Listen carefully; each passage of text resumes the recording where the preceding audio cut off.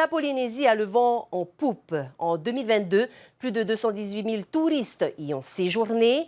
Si Moorea, Bora Bora et certains atolls des Tuamotu restent les destinations prisées du Whenua, certaines, comme Huahine, discrètes et authentiques, se démarquent de plus en plus. Une aubaine pour les habitants et les prestataires de l'île de Matairea. Les explications de notre journaliste sur place, Jessica Doucet. Avec ses 74 km², Matairea, de son autre nom, a su conserver toute son authenticité. Avec ses plages de sable blanc, ses sites anciens et sa faible densité, elle attire de nombreux visiteurs. En 2022, pas moins de 50 000 touristes l'ont visitée, une bouffée d'oxygène après la crise sanitaire. Il y a eu quand même pas mal de réservations qui ont été faites, mais aussi beaucoup ont été encore annulées. Car on va dire que les touristes internationaux, lorsqu'ils viennent ici, viennent plutôt pour la lune de miel. Et ils préparent leur budget pendant au moins 1 an avant.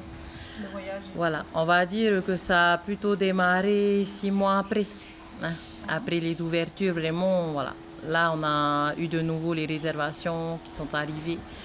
Côté hébergement, les locations saisonnières ont explosé comme partout ailleurs. Les familles de Huahine en profitent, tout comme les sociétés d'excursion. Au niveau des excursions, les touristes internationaux sont revenus. Par contre, un hôtel a fermé à Huahine, donc ça a été quand même difficile. Car nous n'avons pas de très grande structure. Hein. Au niveau des excursions, c'est plutôt les hôtels qui tournent avec nous aussi.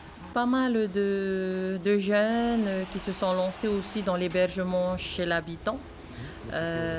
Parce que bien sûr, soit ils ont perdu leur travail, hein, certains aussi, comme je disais, des professionnels parfois de l'hôtel.